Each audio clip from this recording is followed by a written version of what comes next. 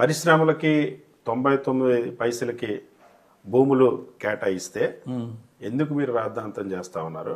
నిరుద్యోగులకి ఉద్యోగాలు కల్పించడం అన్నది వైఎస్ఆర్ కాంగ్రెస్ పార్టీకి ఇష్టం లేదు, అందుకే దీనిపైన ఆరోపణలు చేస్తున్నానని చెప్పి నారా లోకేష్.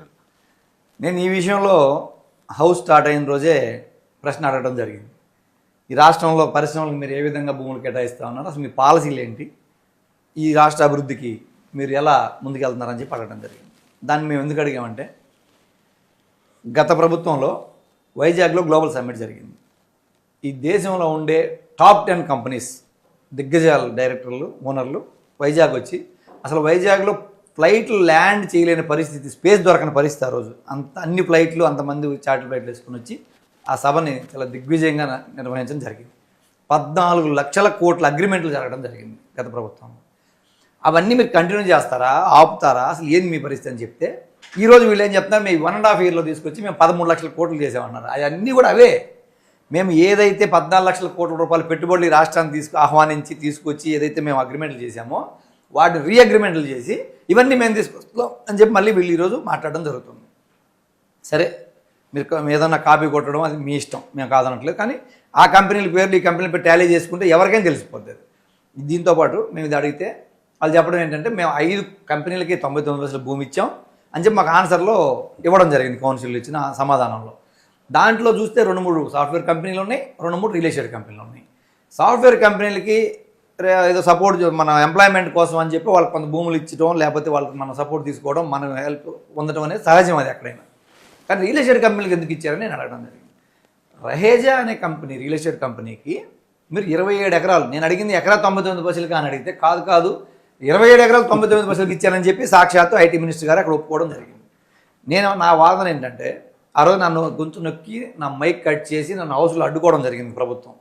నా వాదన ఏంటంటే, మీరు ఏదైతే ఇండస్ట్రియల్ పాలసీ మీ గవర్నమెంట్ వచ్చిన తర్వాత తీసుకొచ్చారో, ఈ ఇండస్ట్రియల్ పాలసీలో స్టేట్లో మొత్తం ఒకే పాలసీ ఉందా, లేకపోతే మీకు సంబంధించిన మీ బినామీ కంపెనీలకు ఒక పాలసీ, ఈ రాష్ట్రంలో ఉండే ఎంటర్ప్రెన్యూర్స్ ఇంకొక పాలసీ ఉందనేదే ఇప్పుడు నా డౌట్. అక్కడ నేను ఏమడుగుతున్నా, స్ట్రైట్ క్వశ్చన్ అంటే, ఎవరికైతే మీరు 99% భూములు కేటాయిస్తూ ఉన్నారో వాళ్ళు ఉద్యోగ కల్పన చేస్తారని, పరిశ్రమలు పెడతారని, అదేవిధంగా ఈ రాష్ట్రంలో పుట్టి, ఈ రాష్ట్రంలో చదువుకొని, ఈ రాష్ట్రంలో పెరిగి, ఈ రాష్ట్ర అభివృద్ధికి దోహదపడాలనుకునే ఎంటర్ప్రెన్యూర్స్ ఎవరైతే ముందుకు వస్తూ ఉన్నారో వాళ్ళందరికీ 50 లక్షలకి, ₹1,00,00,000కి, ₹2,00,00,000కి మీరు భూములు ఎందుకు అమ్ముతున్నారు? మీకు ఇండస్ట్రియల్ పాలసీ పెట్టుకున్నారు, ఉద్యోగ కల్పన అంటున్నారు. ఇండస్ట్రియల్ పాలసీ, ఉద్యోగ కల్పనలో ఏం చేయాలి? అందరికీ ఒకే పాలసీ రావాలి. అది ఈ రాష్ట్రంలో ఉండే ఎంటర్ప్రెన్యూర్స్కి కానీ, పక్క రాష్ట్రాల్లో, పక్క దేశాల్లో ఉండే ఎంటర్ప్రెన్యూర్స్కి కానీ ఒకే పాలసీలో వెళ్ళాలి కదా అని అడుగుతున్నాను. నా గొంతు నొక్కేయడానికి కారణం ఆ రోజు అది. నా నోట్లో నుంచి ఆ మాట బయటికి రానిలేదు. ఎందుకంటే స్థానికంగా ఈ రాష్ట్రంలో ఉండే ఎవరైతే ఇండస్ట్రియలిస్టులు, ఎంటర్ప్రెన్యూర్స్ ఉన్నారో, ఈ రాష్ట్ర అభివృద్ధి దోహదపడాలనుకుంటున్నారో వాళ్ళందరూ కోట్ల రూపాయలకు మీరు భూములు అమ్ముతున్నారు. 99% ఒక్కరికన్నా ఇచ్చారా? ఏ జిల్లాలైనా చూపించమని అడుగుతాము. ఆ మాట బయటకు వస్తే ఎక్కడ ఎంటర్ప్రెన్యూర్స్ మొత్తంలో కూడా వ్యతిరేకత వస్తుంది, మన గుట్టు బయటపడుద్ది అనే ఒక భయంతో ఆ రోజు దాన్ని దాచిపెట్టడం జరిగింది. సో నేను ఒక కప్పు టీ తీసుకున్నా నిరూపించండి, ఇందులో ఎలాంటి అవినీతి లేదు, ఎలాంటి లాలూచి లేదు, కేవలం ఇండస్ట్రీస్ రావాలనే 99 పైసకి ల్యాండ్స్ ఇస్తున్నాం అని చెప్పి లోకేష్ అంట. నేను దానికి ఆయన క్వశ్చన్ ఉంది కదా, నేను దానికి సమాధానం చెప్తాను. కరెక్టే కదా, మీరు మీకు ఏ ఇది లేకుండా మీరు చేశారు కదా. నేను ఒక్క విషయం అడుగుతా, రాజధాని అమరావతి రైతుల దగ్గర మీరు ఇదే రకంగా భూములు ఎందుకు ఫ్రీగా తీసుకోలేదు, లేకపోతే మీరు ఫ్రీగా ఎందుకు ఇవ్వట్లేదు? మీరు రాజధానికి తీసుకునే ఏదైతే 33,000 ఎకరాలు ప్లస్ గవర్నమెంట్ అంటే 55,000 ఎకరాలు ఉందో, మీరు రైతులకి 40% కమర్షియల్ ప్లాట్ కానీ రెసిడెంట్ ప్లాట్ కలిపి 40% ఇస్తున్నారు కదా. మీరు మిగతా దాంట్లో మీరు రాజధాని కట్టుకుంటున్నారా? ప్రభుత్వ అవసరాలకి మిగతా వాడుకుంటున్నారు, అంతే కదా. మీరు 40% ఇస్తున్నారు కదా. మరి ఇదే విధంగా రహేజా రియల్టర్స్ కంపెనీకి ఇచ్చిన 27 ఎకరాల్లో ప్రభుత్వం వాటా ఎంత అని అడుగుతున్నాయి. 99 పైసలకి అక్కడ ఇవ్వాల్సిన అవసరం ఏంటి? ఇక్కడ రైతులకు 40% ఎందుకు ఇస్తున్నారు? మీరు నిజంగా ఒకే విధానంలో, ఒకే పాలసీలో ట్రాన్స్పరెంట్గా మీరు ఉన్నట్టు కనపడాలి అంటే, ఇక్కడ రాజధాని రైతులకు 40% ఇచ్చి, అక్కడ వైజాగ్లో ఉండే భూములు, పేదల భూములన్నీ ఎక్వైర్ చేసుకుని గవర్నమెంట్ భూములన్నీ కూడా 99 పైసలకు కంపెనీకి ఇవ్వడానికి ఏంటి మీ ఉద్దేశం? మీరు అక్కడ 40% 50% ప్రభుత్వ వాటా పెట్టుకొని కదా ఇవ్వాలి. మీరు ఎనీ రియల్టర్కి ఇచ్చినా, ఎనీ కంపెనీకి ఇచ్చినా, మీరు ఎక్కడికి వెళ్ళినా ప్రపంచవ్యాప్తంగా ఎవరిచ్చినా సరే నీ ప్రభుత్వం వాటా ఉంటుందా, ఉండదా? ప్రభుత్వం వాటా నువ్వు 40% కమర్షియల్ ల్యాండ్, వాల్యుబుల్ ల్యాండ్. ఇంకా అక్కడ మీరే చెప్తున్నారు కోట్లు వాల్యూ భూములు ఉన్నాయని చెప్పి. అలాంటి భూములు మీరు ఎందుకు 99% ఇస్తున్నారు? రహేజాకి ఏంటి మీ రహేజాకి మీకున్న లింక్ ఏంటి? అది ఐటీ కంపెనీ కాదు కదా. లేదు, వాళ్ళు ఐటీ కంపెనీ కట్టినా కూడా వాళ్ళు అమ్మేసుకునే హక్కు ఎందుకు ఇచ్చారు వాళ్ళకి మీరు? అమరావతిలో ఒక పాలసీ, బయట వైజాగ్ భూములకు వచ్చినప్పుడు ఇంకొక పాలసీ అని మేము అడుగుతున్నాం. ఇక్కడే మీ కుట్ర బయటపడుతుందని చెప్పి నేను చెప్తా ఉన్నా. ఉర్సా కంపెనీకి ఎందుకు ఇచ్చారు? ఇంకా వేరే వరల్డ్ ట్రేడ్ సెంటర్ కంపెనీకి 100 ఎకరాలు ఇచ్చారు. ఈ కంపెనీలు అన్నిటికీ ఎందుకు? మళ్ళీ ఒక పాలసీ మీద వెళ్ళేటప్పుడు ఒకే విధానం ఉండాలి. ఉర్సా కంపెనీకి ఒక రేటు, మీ రహేజా కంపెనీకి రిలేటెడ్ కంపెనీ ఒక రేటు, మళ్ళీ వరల్డ్ ట్రేడ్ సెంటర్ కంపెనీకి ఒక రేటు, మళ్ళీ ఇక్కడ లోకల్ ఎంటర్ప్రెన్యూర్స్కి ఒక రేటు. ఏంటి తారతమ్యం? లేకపోతే మీ బినామీ మీతో టైఅప్ అయి బినామీ కంపెనీలు చేసే వాళ్ళకి ఇంకొక రేటు. నేను ఇంకొక విషయం రేపు మళ్ళీ ఇండస్ట్రియల్ డిస్కషన్ కూడా ఉంది, కానీ దాంట్లో వీళ్ళు ఆ రోజు మళ్ళీ వాయిదా పడి ఉంది అన్న పరిస్థితి చూస్తే నేను స్ట్రైట్గా దీని అందరూ సంబంధించి అడుగుతాను. కడపలో ఏదైతే SEZ మీద ఉందో అదే SEZలో అందరికీ ఒకే రేటు భూములు ఎందుకు ఇవ్వట్లేదని అడుగుతున్నా. ఈ నెలలో ఇదే ఫిబ్రవరి నెలలో మీరు మీ తెలుగుదేశం పార్టీకి ముడుపులు చెల్లించిన కంపెనీకి 5 నుంచి 8 లక్షల్లో భూమి ఇచ్చారు. అదే లోకల్ ఎంటర్ప్రెన్యూర్స్కి 50 లక్షలు, ₹1 కోటి, 2 కోట్లు అమ్ముతున్నారు. ఎందుకు? 500 ఎకరాలు ఇచ్చిన వాడికేమో 5 లక్షలా, 2 ఎకరాలు, 1 ఎకరా, 3 ఎకరాలుగా అడిగి ఇండస్ట్రీ పెడతాను బాబు మా జిల్లా ప్రాంతీయ అభిమానంతో కావచ్చు, రాష్ట్రం మీద ఉన్న అభిమానంతో కావచ్చు, వాళ్ళు ఇండస్ట్రీ పెడతానంటే 50 లక్షల నుంచి ₹1 కోటి ఎకరా. ఏంటి డిఫరెన్స్ అని అడుగుతాను నేను. పాలసీ అన్నప్పుడు ప్రభుత్వం ఒకే పాలసీ మీద వెళ్ళాలి కదా. ఇక్కడ ఉన్నోళ్ళకు ఒక పాలసీ, లేనోళ్ళకు ఒక పాలసీ. ఆ డిఫరెన్స్ ఎక్కడైతే ఉందో దాన్ని బట్టే మీ కుంభకోణాలు, మీ కుట్రలు బయటకు వస్తాయి. సాక్ష్యాలు మీరే చూపిస్తున్నారు, మేము కాదు చూపించాల్సిన అవసరం లేదు. మీరే సాక్ష్యాలను బయట పెడతారు. ఎందుకంటే డిఫరెన్స్ ఏ కంపెనీకి ఎంతకి ఇస్తున్నారు ఏంటనేది ఈ పాలసీ ఏ చిన్న పిల్లోడికి చూపించినా లోకల్ వాళ్ళకి ఏమో కోట్లు, బయట దేశాలు బయట రాష్ట్రాలకి 99 పైసలు అనే దాంట్లోనే మీ కుట్ర బయటపడుతుంది. మేము ప్రూవ్ చేయాల్సిన అవసరం లేదు. ఇంకా సరే, గత 5 సంవత్సరాల్లో జగన్మోహన్ రెడ్డి ప్రభుత్వంలో పారిశ్రామికవేత్తలు తరిమేశారు, వేధించి పంపించేశారు. ఇప్పుడేమో మేము పరిశ్రమలు తీసుకొస్తే వాటి మీద కూడా మళ్ళీ కుట్రలు చేస్తూ ఉన్నారు, వాళ్ళని వెనక్కి పంపించేందుకు లేఖలు రాస్తూ ఉన్నారని లోకేష్ అంటున్నారు. అది పచ్చి అబద్ధం. అది ఎందుకంటే గతంలో వచ్చిన పరిశ్రమలే నెల్లూరులో కూడా ఎనికిపోయిన పరిస్థితి మనం మొన్న చూసాం. లాస్ట్ సెషన్లో కూడా మేము అడిగాం, మాకు సంబంధం మాకు తెలియదు అని అన్నారు. పరిశ్రమలు వెనక్కిపోతుంది వీళ్ళ కాలంలోనే. అసలు 14 లక్షల కోట్ల పెట్టుబడులు వచ్చింది గత ప్రభుత్వంలోనే. కానీ మీకు దీనికి సాక్ష్యం ఉదాహరణ ఎగ్జాంపుల్ చెప్పాలంటే, నిన్న రిజర్వ్ బ్యాంకు సంబంధించిన డేటా వస్తే 2019-24 మధ్యకాలంలో దక్షిణ భారతదేశంలో ఇండస్ట్రియల్ గ్రోత్ అనేది నెంబర్ 1 ప్లేస్లో ఏపీ వచ్చింది. మనకు రాజధాని లేదంటున్నారు.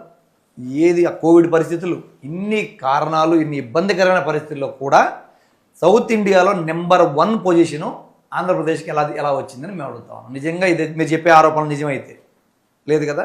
ఇండియా మొత్తం మీద 5వ ప్లేస్లో ఎలా వచ్చింది ఆంధ్రప్రదేశ్? మీ హయాంలో 14-19 మధ్య ఎందుకు రాలేదు? ఇప్పుడు ఎందుకు రావట్లేదు? చెక్ చేసుకోండి. మా దగ్గర క్లియర్ ఎవిడెన్స్ ఉంది. మీరు మాట్లాడేటప్పుడు పేపర్ చూపించి మాట్లాడండి. నేను పేపర్ చూపించి మాట్లాడతా, నివేదికల ప్రకారం మాట్లాడతా. దాదాపు 12,500 కంపెనీలు ఏపీలో రిజిస్ట్రేషన్ అయినాయి గత ప్రభుత్వం 2019-24 మధ్యకాలంలో. దాదాపు 12,50,000 మంది ఇన్కమ్ ట్యాక్స్లోకి యాడ్ అయ్యారు. ఇండస్ట్రీ ఇది చిన్న ఎంటర్ప్రెన్యూర్స్ అందరూ కూడా. ఇంత అభివృద్ధి జరిగి ఆదాయం పెరిగి ఇన్ని చేస్తే పైగా ఇక్కడ ఇండస్ట్రియల్ రావడానికి ఈ రాష్ట్రంలో దోహదపడింది ఓన్లీ జగన్మోహన్ రెడ్డి గారు. ఈ విభజన ఆంధ్రప్రదేశ్ 12 ఏళ్ళు అవుతుంటే ఈ 12 సంవత్సరాల్లో పూర్తి స్థాయిలో అభివృద్ధి కోసం పాటుపడింది జగన్మోహన్ రెడ్డి గారు. సాక్ష్యం నేను నిరూపించగలను. ఎందుకంటే 14-19 మధ్య కాలంలో మీరేదో అనుభవజ్ఞులు ఈ రాష్ట్రాన్ని ఉద్ధరిస్తారని చెప్పి మీకు అవకాశం ఇస్తే ఏ అభివృద్ధి చేయలేకపోతేనే మీకు మళ్ళీ మీకు 23 సీట్లకి పరిమితం చేసింది ప్రజలు. ఆ తర్వాత జగన్మోహన్ రెడ్డి గారు రావడంతో 6-7 నెలల్లో కోవిడ్ వచ్చినా ఆ కోవిడ్ పరిస్థితులు మొత్తాన్ని పక్కకి కంట్రోల్ చేసుకుంటూ ప్రజలను కాపాడుకుంటూనే 2020-21 వచ్చేటప్పటికి అన్ని ప్రణాళికలు రెడీ చేసుకొని ఈ రాష్ట్రంలో 4 పోర్టులు తీసుకురావడం జరిగింది. గతంలో కాంగ్రెస్ పార్టీ స్వాతంత్రం వచ్చినా 2 పోర్టులు కడితే, రాజశేఖర రెడ్డి గారు 5 సంవత్సరాల అవకాశం వచ్చినా 2 పోర్టులు కడితే, జగన్మోహన్ రెడ్డి గారికి 5 సంవత్సరాల అవకాశం వస్తే 4 పోర్టులు తీసుకొచ్చారు ఈ రాష్ట్రంలో. ఎందుకు తీసుకొచ్చాడు అంటే పక్కనుండే 5 రాష్ట్రాలు మనకి ఛత్తీస్గఢ్ కానీ, తెలంగాణ కానీ, కర్ణాటకలో కొంత, ఒరిస్సాలో కొంత, మన స్టేట్. ఈ 5 రాష్ట్రాలు ఎక్స్పోర్ట్స్ అండ్ ఇంపోర్ట్స్ మన మీద ఆధారపడాలని పరిస్థితి. అది మీకు తెలుసు. కానీ 40 ఏళ్లలో మీ కెరీర్ మొత్తంలో 4 సార్లు ముఖ్యమంత్రి ఉన్నామంటున్నారు, 40 ఏళ్ళ చరిత్ర అన్నారు. ఒక్క పోర్ట్ అని ఎందుకు కట్టలేకపోయి రాష్ట్రం అని చెప్పి అడుగుతాం. కానీ కాకినాడలో పోటు కట్టింది కాంగ్రెస్ ప్రభుత్వం టైంలో కడితే దాన్ని మళ్ళీ మీరు మీ నాయకులకు అమ్ముకున్న పరిస్థితి మీరు చేశారు, మేము కాదు. గవర్నమెంట్ పోర్టులు అమ్ముకుంది మీరు, గవర్నమెంట్ పోర్టులు కడుతుంది మేము, రాజశేఖర రెడ్డి గారు కానీ జగన్మోహన్ రెడ్డి గారు కానీ. ఈ 4 పోర్టులతో పాటు 10 ఫిషింగ్ హార్బర్లు తీసుకొస్తే ఎక్స్పోర్ట్స్ ఇంపోర్ట్స్ 22,000 ఉండేది కాస్త 50,000 కోట్లకు పెరిగితే మనకు ఆదాయం పెరుగుతుందనే ఉద్దేశంతో, ఫారెన్ కరెన్సీ కూడా ఇండియాకి సపోర్ట్ దొరుకుతుందనే ఉద్దేశంతో ఆయన ఫిషింగ్ హార్బర్లో 5 జెట్టీస్ కూడా తీసుకురావడం జరిగింది. వాటిని కూడా మీరు ఈరోజు పక్కన పెట్టే పరిస్థితి వచ్చారు. మేము అభివృద్ధికి ముందు బాటలు వేసామా, మీరు అభివృద్ధికి బాటలు వేసారని చెప్పి అడుగుతాము. ఇంకో విషయం, ఏదైతే మనం కేంద్ర ప్రభుత్వంతో మన ఏపీ పాలసీ తీసుకొచ్చామో, ఈ 4 పోర్టులు ఫిషింగ్ హార్బర్లు ఇవన్నీ కూడా మేము ఇండస్ట్రియల్ గ్రో చేయడానికి మేము ప్రణాళికలు సిద్ధం చేసామని చెప్పిన దాన్ని బట్టి 39,000 కోట్ల రూపాయలు నేషనల్ హైవేలు ఇచ్చారు మన రాష్ట్రానికి కేంద్ర ప్రభుత్వం. మీరు 11,000 కోట్లు తీసుకురాగలిగితే 14-19 మధ్యలో, 19-24 మధ్యలో మేము 39,000 కోట్ల రూపాయలు 4 లైన్లు కానీ 6 లైన్లు కానీ నేషనల్ హైవేలు కానీ మేము తీసుకొచ్చాం. ఈరోజు ఏపీలో ఏ వైపు పోయినా కనెక్టివిటీ దాదాపు 20-30 4 లైన్లు ఉన్నాయంటే, ఛత్తీస్గఢ్ నుంచి మన ఆంధ్రాకి కానీ, తెలంగాణ నుంచి ఆంధ్రాకి కానీ, కర్ణాటక నుంచి ఆంధ్రాకి కానీ, ఆంధ్ర నుంచి పోర్టులకు కానీ ఇవన్నీ అనుసంధానం అయింది అంటే కేవలం మేము తీసుకొచ్చిన పోర్టులకి నేషనల్ హైవేలు అనుసంధానం చేయాలనే ఒక ఉద్దేశంతో ఎక్స్పోర్ట్స్ ఇంపోర్ట్స్ సరళీకృతం కావాలని, వాటికి పరిశ్రమలకి అనువుగా ఉండే మౌలిక వస్తువులు మేము సమకూరిస్తే 14 లక్షల కోట్లు 2023లో ఇండస్ట్రియలిస్టులు వచ్చి ఇక్కడ అగ్రిమెంట్లు చేసుకోవడం జరిగింది. అది మీ తెలివితేటలు కాదు, మీ అభివృద్ధి కాదు. చంద్రబాబు నిన్న అసెంబ్లీలో చెప్తున్నారు, మీరు ఒక్క రోడ్డు వేయలేదు, ఒక ఇండస్ట్రీ తీసుకురాలేదు, ఒక పోర్టు కట్టలేదు, మొత్తం విధ్వంసం చేశారు జగన్మోహన్ రెడ్డి అని చెప్తున్నారు. నేను అడుగుతున్నా కదా, విత్ పేపర్ మీ భాగస్వామి ప్రభుత్వం కేంద్ర ప్రభుత్వం ఉంది. గత సంవత్సరంలో మాకు శాంక్షన్స్ ఇచ్చిన నేషనల్ హైవేలో బయట పెట్టి, నువ్వు నోటి మాట కాదు పేపర్ బయట పెట్టి అడుగుతున్నా. ఈరోజు మీరు ఈ రాష్ట్రంలో ఏ జిల్లాకి వెళ్ళినా 4 లైన్స్ మొత్తం కంప్లీట్ అవుతున్నాయా లేదా? అవి ఇప్పుడు వస్తే ఎట్లా కంప్లీట్ అవుతాయి? 2019 నుంచి తీసుకొస్తే ఇప్పుడు వర్క్ కంప్లీట్ అవుతున్నాయి, అంతేనా కదా? అది కళ్ళకు కనపడుతున్నాయి నేషనల్ హైవేలన్నీ. మనం దాచిపెడితే దాగదు అది, పోర్టులు కనిపిస్తా ఉన్నాయి, దాగదు అది.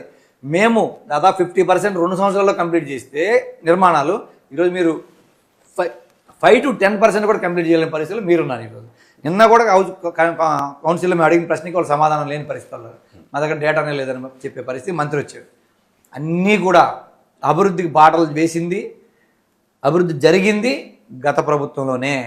అదంతా మాది అని చెప్పుకుంటున్నారు ఈరోజు. గత ప్రభుత్వంలో తీసుకొచ్చిన పరిశ్రమలు కానీ, నేషనల్ హైవేలు కానీ, పోర్టులు కానీ, ఎయిర్పోర్ట్లు కానీ అన్నీ మాయని చెప్పుకుంటున్నారు. మేము ఇంకోటి అడుగుతున్నా, మీ చరిత్రలో మీరు పోర్టు కట్టలా, మీ 40 ఏళ్ల కెరీర్లో మీరు ఒక ఎయిర్పోర్ట్ కూడా కట్టిన పాపాన్ని పోలేదని నేను అడుగుతున్నా. ఎందుకంటే గతంలో హైదరాబాద్ ఎయిర్పోర్ట్ కట్టినా ఉమ్మడి రాష్ట్రంలో రాజశేఖర రెడ్డి గారి టైంలో వచ్చింది. తర్వాత విభజన ఆంధ్రప్రదేశ్లో వచ్చిన 14-19 కాలంలో మీరేం కట్టలేకపోయారు. విమానయాన శాఖ మంత్రి ఉన్నా కట్టలేకపోయారు. ఇప్పుడు విమానయాన శాఖ మంత్రి కూడా ఉన్నారు. ఇంతవరకు విజయవాడ 12 ఏళ్ళు అయితే రాజధాని విడిపోయి ఈ రోజు మీరు అసలు విజయవాడ ఎయిర్పోర్ట్నే కంప్లీట్ చేయలేని పరిస్థితుల్లో మీరున్నారు, మీ మంత్రులు 7 ఏళ్ళుండి కూడా. కానీ మేము గత 5 సంవత్సరాలకు కడప ఎయిర్పోర్ట్ ఓపెన్ చేసాం, కర్నూలు ఎయిర్పోర్ట్ ఓపెన్ చేసాం, మళ్ళీ భోగాపురం ఎయిర్పోర్ట్ కూడా ల్యాండ్ అక్విజిషన్ మా టైంలో చేసి శంకుస్థాపన మేము చేసి దాదాపు 70% పనులు మేము కంప్లీట్ చేస్తే ఈరోజు వచ్చేసి ఒక విమానం నుంచి మాది అని చెప్పుకునే పరిస్థితి మీరు వచ్చారంటే మీ విజ్ఞతకే వదిలేస్తున్నాం మేము. ఎందుకంటే ప్రజలు అన్నీ గమనిస్తున్నారు. కాబట్టి అభివృద్ధి అనేది 100% 19 మధ్యలో జరిగింది కాబట్టే ఈరోజు రిజర్వ్ బ్యాంక్ నివేదికలైనా, కేంద్ర ప్రభుత్వ నివేదికలైనా అన్నీ కూడా దక్షిణ భారతదేశంలో టాప్ ప్లేస్లో నెంబర్ 1 ప్లేస్లో ఆంధ్రప్రదేశ్ నిలబడింది 5 ఏళ్ల కాలంలో మా ప్రభుత్వం అని చెప్పి నేను గర్వంగా చెప్పుకోగలను.